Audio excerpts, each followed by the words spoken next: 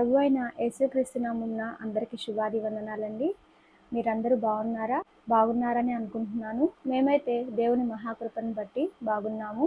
అయితే ఈ సమయంలో మనము కొద్ది నిమిషాలు దేవుని వాక్యాన్ని ధ్యానించుకుందాము. సహజంగా మనమందరం కూడా నాకేమి ఇష్టము అని చెప్పి ఆలోచిస్తూ ఉంటాము. ప్రార్థన చేసేటప్పుడు ఎప్పుడూ కూడా ప్రభువా నాకు ఇది సహాయం చేయి, ప్రభువా నాకు ఇది కావాలి అని అడుగుతూ ఉంటాము.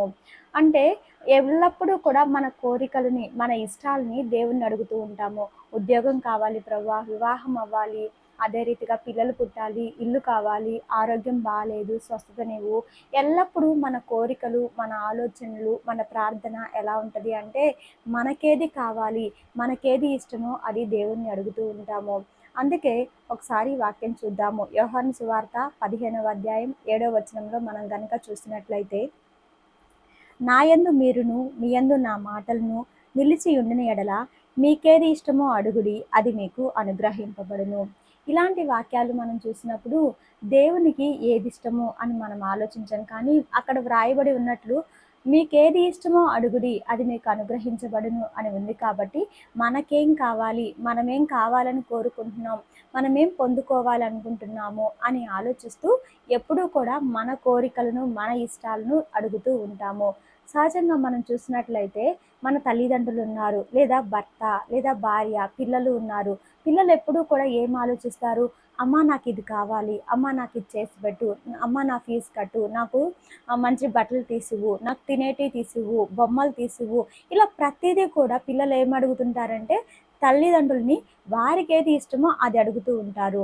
కానీ ఎప్పుడైనా పిల్లలు తల్లిదండ్రులకు అసలు ఏమి ఇష్టమో, మా అమ్మకి ఏమి ఇష్టం, మా నాన్నకి ఏమి ఇష్టము, లేదా నా భార్యకి ఏమి ఇష్టం, నా భర్తకి ఏమి ఇష్టమో అని ఆలోచించి మనకిష్టమైనది ఏదో వారు తెలుసుకొని అది మనకి తీసుకొని ఇచ్చారనుకోండి, ఎంత సంతోషంగా ఉంటుంది. అబ్బా, నా కోరిక ఏంటో తెలుసుకొని నా బిడ్డలు దాన్ని తీర్చారు, నా కోరిక ఏంటో తెలుసుకొని నా భర్త దాన్ని ఇచ్చాడు, నా భార్య నాకు ఇచ్చింది అని చాలా చాలా సంతోషపడిపోతాము. అయితే ఎప్పుడూ ప్రార్థించే మనము, ఎప్పుడు మన ఇష్టాల్ని అడిగేటువంటి మనము ఎప్పుడైనా దేవునికి ఏమి ఇష్టము, అసలు దేవుడు ఏం కోరుకుంటున్నారు, ఆయన మన దగ్గర నుంచి ఏమి ఆశిస్తున్నారు అని ఎప్పుడైనా ఆలోచించామా? ఎప్పుడైనా దేవునికి ఏం కావాలి, దేవుడు ఏం కోరుకుంటున్నారు, దేవుడు నేనేమి ఇవ్వాలని ఆశిస్తున్నాడు అని ఎప్పుడైనా ఆలోచించామా? అయితే ఈరోజు పరిశుద్ధాత్మ దేవుని సహాయంతో ఒకసారి మనం ఆలోచిద్దాము. దేవునికి ఏమి ఇష్టమో, ఎప్పుడు నా కోరికలను, నా ఇష్టాలను అడుగుతున్నాను కదా, మరి దేవుడైతే వాటిని అన్నిటినీ నాకు అనుగ్రహిస్తున్నారు కదా. అయితే దేవునికి ఏమి ఇష్టమో, నేను ఎలా ఉండాలని ఆయన ఇష్టపడుతున్నారు, నేనేం చేయాలని ఆయన ఇష్టపడుతున్నారు, ఆయన ఏం కోరుకుంటున్నారు అని ఒకసారి వాక్యానుసారంగా పరిశీలన చేద్దాము.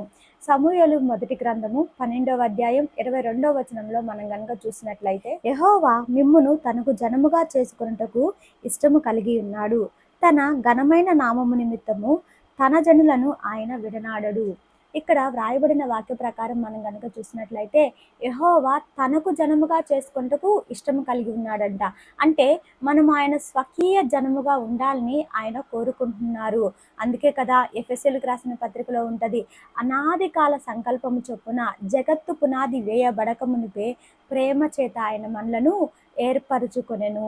అవునండి, ఆయన మనల్ని ప్రేమ చేత ఏర్పరచుకున్నారు. ఎందుకు? ఒక వ్యక్తికి చెందినటువంటి వారంగా మనం ఉండాలని కాదు, ఒక సంఘానికి చెందిన వారిగా మనం ఉండాలని కాదు, లేదంటే ఒక డినామినేషన్కి చెందిన వారంగా మనం ఉండాలని కాదు, కానీ ఆయనకు ఇష్టమైన జనముగా మనం ఉండాలి. ఆయనకి మాత్రమే ప్రతిష్ఠ చేయబడినటువంటి జనముగా మనం ఉండాలి. ఆయన పరిశుద్ధుడు కనుక ఆయనకు నచ్చిన రీతిగా మనము కూడా పరిశుద్ధంగా జీవించాలని, మనం పవిత్రంగా జీవించాలని, మనము నిష్కలంకమైనటువంటి భక్తి చేయాలని ఆయన కోరుకుంటున్నారు. అయితే ఈరోజు నీవు ఎవరికి ఇష్టమైన వ్యక్తిగా జీవిస్తున్నావు? నీ తల్లిదండ్రులకు నచ్చిన రీతిగా, వారు ఇష్టపడే రీతిగా నీవు జీవిస్తున్నావా? కేవలం నీ భర్తకి నచ్చిన రీతిగా, నీ భర్త ఇష్టాలను నెరవేర్చే వ్యక్తిగా నీవు జీవిస్తున్నావా? కేవలం నీ భార్యని సంతోషపరచాలి అని చెప్పి ఆమెకి నచ్చిన రీతిగా ఉండాలి అని మాత్రమే ఆలోచిస్తున్నావా? లేదా నీ సంఘానికి వెళ్తున్నావు కదా, ఆ సంఘంలో ఉన్నటువంటి కాపరి ఏదైతే చెప్తారో ఆయనకి నచ్చినట్టుగా, లేదా ఆ అక్కకి నచ్చినట్టుగా ఉండాలని ఇష్టపడుతున్నావా? లేదా ఇదిగో మా ఫెలోషిప్ ఇది, మా డినామినేషన్ ఇది, నేను దీనికి నచ్చినట్టుగా మాత్రమే జీవిస్తాను అని దేవుణ్ణి పక్కన పెట్టేసి, దేవుని ఇష్టాలని పక్కన పెట్టేసి, దేవుని కోరికలను పక్కన పెట్టేసి, దేవుని వాక్యాన్ని పక్కన పెట్టేసి కేవలము మనుషుల ఇష్టాలను నెరవేర్చే రీతిగా, మనుషులకి నచ్చిన రీతిగా బ్రతకాలని నీవు ఆలోచిస్తున్నావా? ఎలా ఉన్నావు? దేవుడు నీ నుండి ఏం కోరుకుంటున్నారంటే, దేవునికి ఏమి ఇష్టము అంటే ఆయనకు నచ్చిన రీతిగా, ఆయనకు చెందిన వ్యక్తిగా, ఆయనకు ప్రతిష్ఠితమైన జనముగా నీవు జీవించాలని ఆయన ఇష్టపడుతున్నారు. అయితే ఆయనకు చెందిన వ్యక్తిగా నీవు జీవిస్తున్నావా? ఆయనకి నచ్చిన వ్యక్తిగా నీవు జీవిస్తున్నావా? ఆయన ఇష్టాన్ని నెరవేర్చే వ్యక్తిగా నీవు జీవిస్తున్నావా? ఒకసారి ఆలోచించు. మరి రెండవదిగా, దేవునికి ఏమి ఇష్టము అని మనం కనుక చూసినట్లయితే, హెబ్రీయులకు రాసిన పత్రిక 11వ అధ్యాయం 6వ వచనం మనం చూద్దాము. విశ్వాసము లేకుండా దేవునికి ఇష్టడై ఉండుట అసాధ్యము. దేవునికి ఏమి ఇష్టము అంటే, రెండవదిగా మనం చూసినట్లయితే విశ్వాసము కలిగిన వారమై ఉండుట ఆయనకి ఇష్టమంట. మనమందరం ఎవరిమి అంటే క్రైస్తవులమి. మనమందరం ఎవరిమి అంటే మనం చెప్పేది విశ్వాసులమి.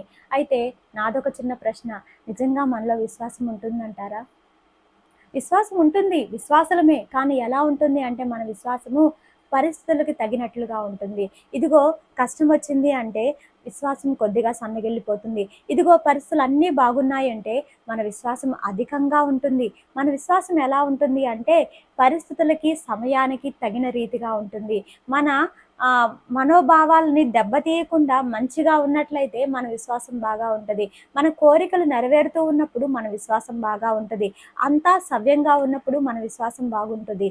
కానీ శ్రమలు ఎదురైతే, కష్టాలు ఎదురైతే, నిందలు అవమానాలని మనము ఎదుర్కొనవలసి వస్తే ఆ సమయాల్లో మన విశ్వాసం ఏమైపోతుంది అంటే సన్నగిల్లిపోతుంది. విశ్వాసం ఏమైపోతుంది అంటే త్రొట్టిల్లిపోతుంది. మనకందరికీ తెలుసు శతాధిపతి, అతన్ని చూసినప్పుడు దేవుడే ఆశ్చర్యపోయాడంట అతని విశ్వాసమును బట్టి. ఎందుకు అంటే తన యొద్ద ఉన్నటువంటి పని చేస్తున్న ఒక వ్యక్తికి పక్షవాయువు వచ్చింది. అతడు మిగుల బాధపడుతూ మంచంపై ఉన్నాడు. అయితే యేసుక్రీస్తు ప్రభువారు స్వస్థతలు చేయగలరని, ఆయన అద్భుత కార్యాలు చేయగలరని విన్నటువంటి ఆ శతాధిపతి దేవుని వద్దకు వచ్చారు. ఆ వ్యక్తిని తీసుకొని రాలేదు, కేవలం ఆయన వచ్చారు. ఆయన వచ్చి తన బాధను చెప్పారు. అయితే అది విన్న యేసుక్రీస్తు ప్రభువారు, ఇదిగో పద, నేను నీ ఇంటికి వస్తాను, నీ దాసుని స్వస్థపరుస్తాను అని చెప్పినప్పుడు శతాధిపతి అంటున్నారు, ప్రభువా, నీవు నా ఇంటికి వచ్చుటకు నేను పాత్రుడును కాను, కానీ నీవు మాట మాత్రం సెలవివ్వు, నా దాసుడు స్వస్థపరచబడతాడు అని చెప్పి ఆ మాట విన్న యేసుక్రీస్తు ప్రభువారు అతని విశ్వాసంనకు ఆశ్చర్యపడ్డారంట. అయితే ఏ రోజైనా ఇలా దేవుడే ఆశ్చర్యపడేలా మనం మన విశ్వాసాన్ని కనపరచగలుగుతున్నామా? ఏ రోజైనా అంతటి గొప్ప విశ్వాసాన్ని మనం కలిగి ఉన్నామా?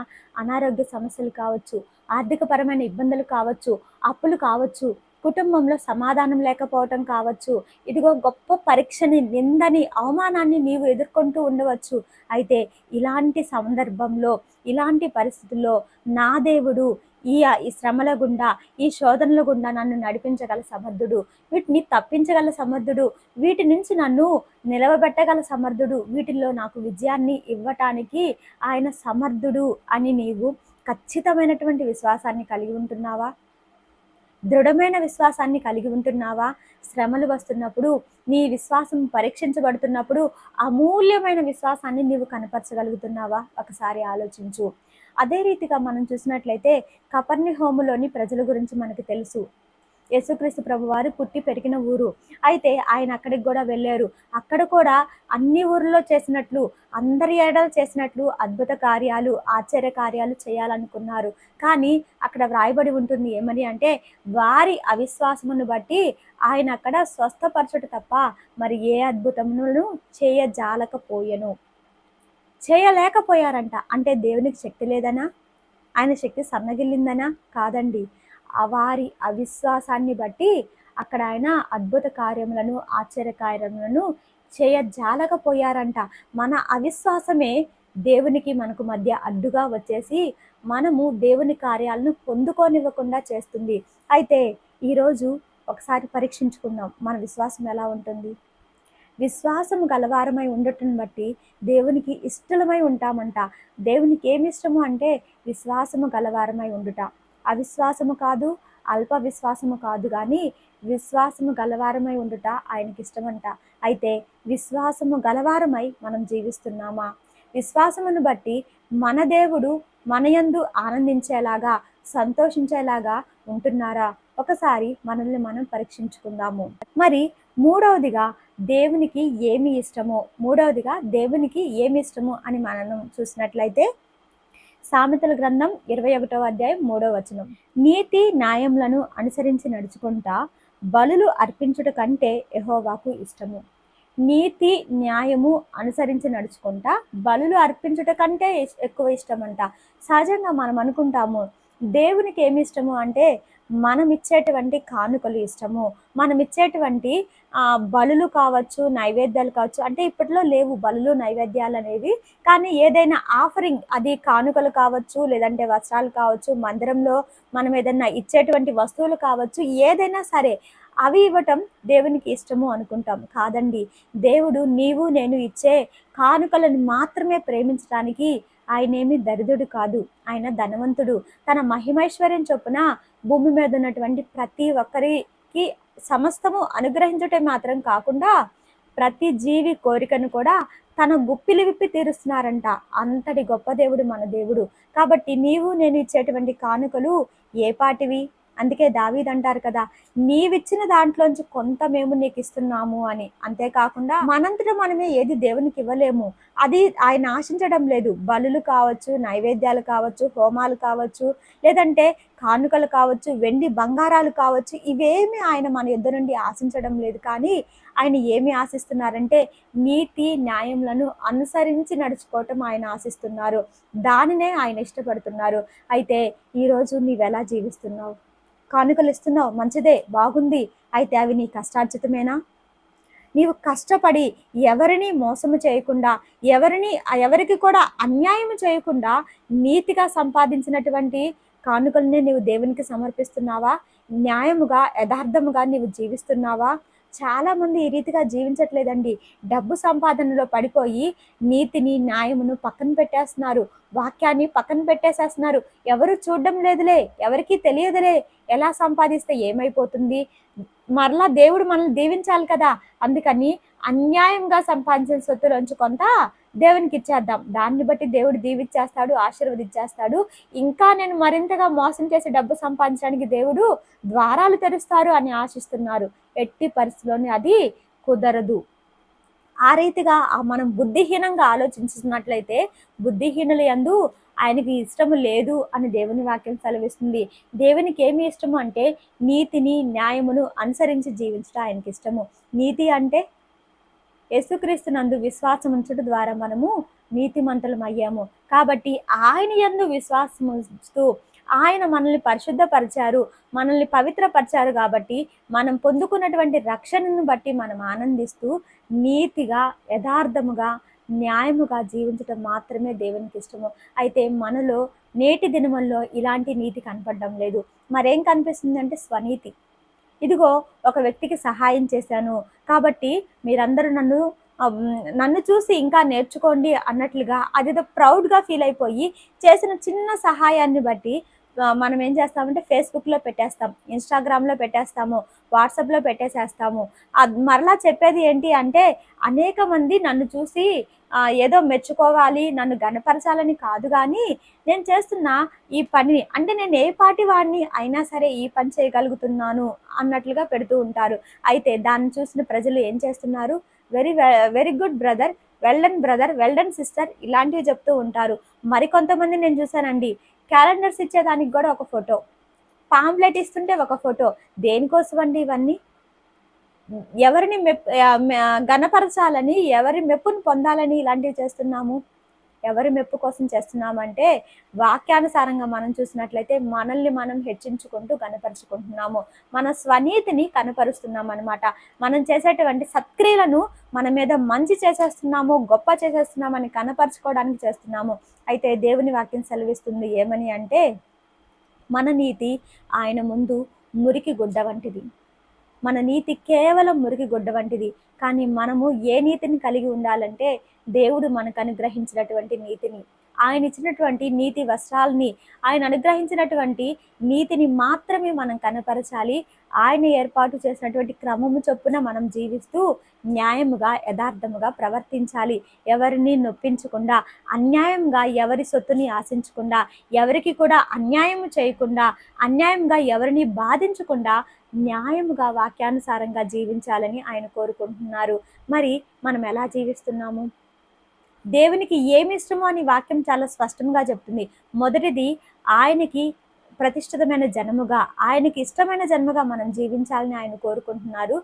రెండవదిగా చూసినట్లయితే విశ్వాసము గలవారమే జీవించడం ఆయనకి ఇష్టమని చెప్తున్నారు. మూడవదిగా చూస్తే నీతి న్యాయములు అనుసరించి నడుచుకుంటా దేవునికి ఇష్టము అని దేవుని వాక్యం సెలవిస్తుంది. అయితే దేవునికి ఇష్టమైన కార్యాలు మనం చేస్తున్నామా?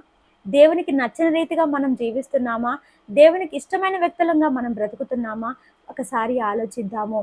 కేవలము మన కోరికలను, మన ఇష్టాలని, మన ఆశల్ని తీర్చుకుంటూ ఎల్లప్పుడూ మన గురించి మాత్రమే మనం ఆలోచిస్తూ జీవిస్తున్నామా? మన తండ్రి అయిన దేవుడు మన కోసం రక్తాన్ని చిందించినటువంటి దేవునికి ఏమిష్టము అని కూడా మనం ఆలోచిస్తున్నామా? ఒకసారి ఆలోచిద్దాము, ఒకసారి పరీక్షించుకుందాము.